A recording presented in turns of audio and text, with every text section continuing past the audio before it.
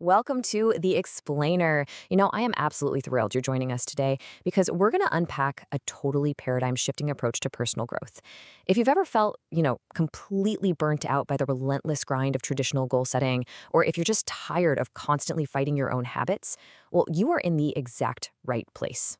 Today, I'm going to be your mentor, your guide, as we explore how to rewire your life literally from the inside out. We're shifting away from that exhausting pursuit of outcomes, and we are stepping right into the incredible power of identity. Okay, let's really dive into this. Have you ever wondered why almost every single New Year's resolution we set completely fizzles out by, say, February?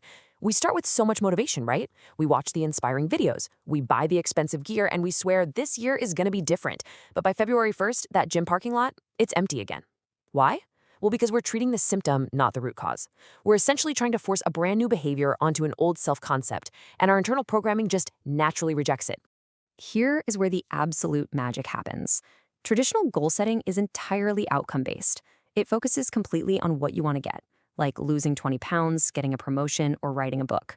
But the alternative, as researched by habits expert James Clear, is identity-based habits. And this focuses on who you wish to become. We really need to stop obsessing over the outcome, like that pesky number on the scale, and start focusing on becoming the type of person who just moves their body every single day. The results? They'll naturally follow the identity. So, here's a quick roadmap for our session today. We'll start with the goal-setting illusion, move into peeling the change onion, and then explore the science of self-verification. After that, we'll unlock the master key of identity, outline the daily identity protocol, and finally talk about releasing your old self. We're going to journey all the way from logical, hard science to some truly deep internal identity shifts. Stick with me because this framework is absolutely a game changer. All right, Section 1, the goal-setting illusion, and exactly why outcomes just aren't enough. Hustle culture constantly yells at us to set bigger, harder, more specific goals. Squat 300 pounds, make $1 million. But this purely outcome-based myth creates a massive problem. It delays our happiness until we finally achieve that goal. And worse, it doesn't change who we fundamentally are. Once the goal is achieved, poof, the motivation vanishes. And that's exactly why so many people just revert right back to their old habits. Which leads us perfectly into Section 2, peeling the change onion, based on James Clear's 3 layers of change. If outcomes don't create lasting change, what actually does? To understand the mechanics of how we truly alter our behavior for good, we have to look at the structure of change itself. And this brilliantly illustrates the point. James Clear uses this totally fantastic onion analogy in his book, Atomic Habits. Imagine behavior change as 3 distinct layers. The outermost layer is outcomes, changing what you get. The middle layer is processes, changing what you do, like, say, starting a new gym routine. But the third, deepest layer, that's identity, changing what you believe about yourself. Now, the problem isn't that any of these layers are bad. The problem is the direction of the change. True permanent transformation literally has to start at the core, your identity, and ripple outward. Let me share a really amazing story about James Clear's wife that hits the nail on the head. On her first day of a huge high school class, the teacher asked if anyone could remember everyone's name after introductions. She confidently raised her hand and correctly named all 30 students. The guy sitting next to her was completely stunned and whispered, "I couldn't even remember your name."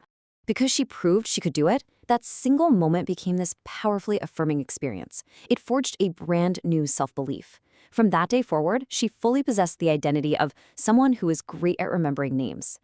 As James Clear so perfectly puts it, in order to believe in a new identity, we have to prove it to ourselves. Think about it. Your current behaviors are simply a mirror image of the type of person you subconsciously believe you are. If you genuinely want to change your life, you can't just change your schedule. You have to change your underlying belief about who you actually are. Let's jump to Section 3, the science of self-verification. We're now going to bridge this whole concept of identity with the hard psychology of why our old habits are so incredibly stubborn and why we so often feel, just stuck. So back to 1983, a researcher named William Swan demonstrated something truly fascinating called self-verification. Basically, it's this deep psychological drive to actively seek out information and relationships that confirm our existing self-concept. And get this, even when that concept is negative. If your subconscious identity is, "I'm someone who always struggles," your brain will actually go out of its way to find situations that prove that true, simply because it feels familiar and safe. Crazy, right? So, the really crucial point here is that your self concept basically operates exactly like a thermostat in your house. It sets the absolute ceiling and floor of your life. Actually, scratch that. It's more like an internal set point. If you suddenly get more success, more money, or more love than your internal identity believes you deserve, that thermostat kicks in hard. You will unconsciously self sabotage to return the temperature to your familiar, comfortable level. To keep the success, you absolutely have to upgrade the thermostat. And that brings us to Section 4, the Master Key of Identity, exploring Neville Goddard's spiritual philosophy.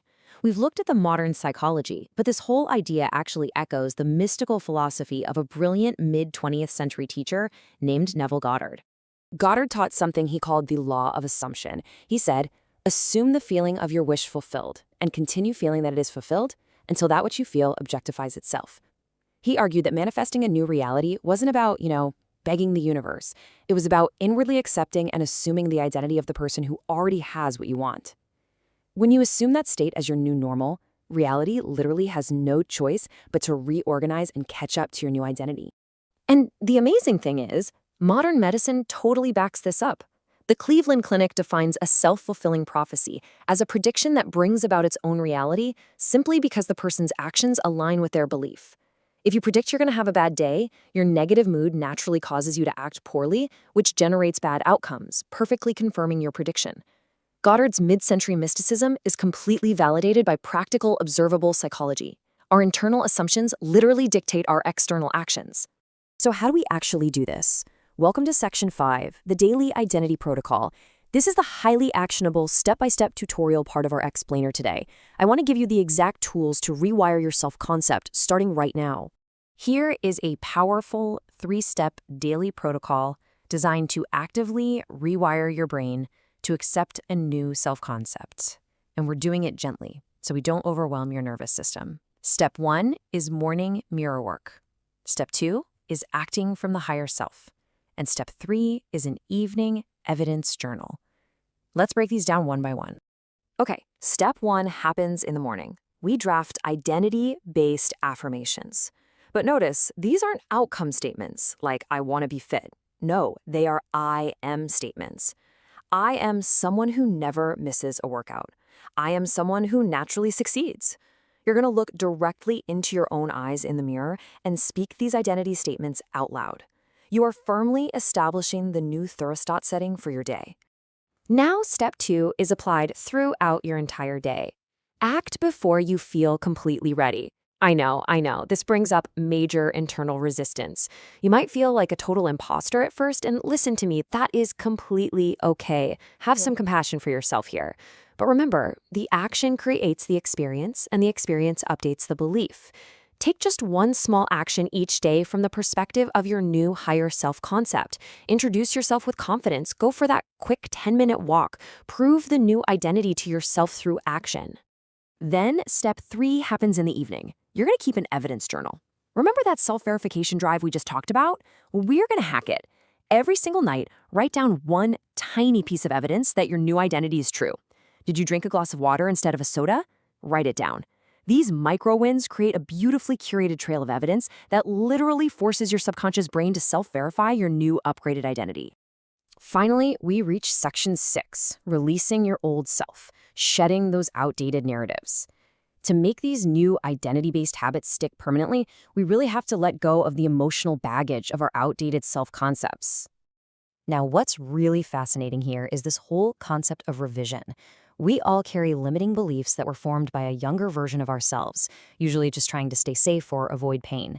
We must gently forgive and revise these past narratives. Look back at those old memories with adult compassion and rewrite their emotional meaning. You are not the person who failed in the past. You are the person who learned exactly what you needed to know to succeed right now. I want to leave you with this provocative thought. Outcomes are exhausting. Identity is empowering. We've got to stop worrying about the results we want to get and start intensely focusing on the person we are choosing to be. So I ask you, what old, outdated self-narrative do you need to revise today? And more importantly, who will you consciously choose to become tomorrow? The master key is entirely in your hands. Thank you so much for joining me on this explainer, and honestly, I cannot wait to see the new identity you build.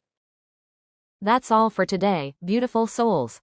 Before you go, if today's message resonated with you, I left something in the description that acts almost like a spiritual mirror.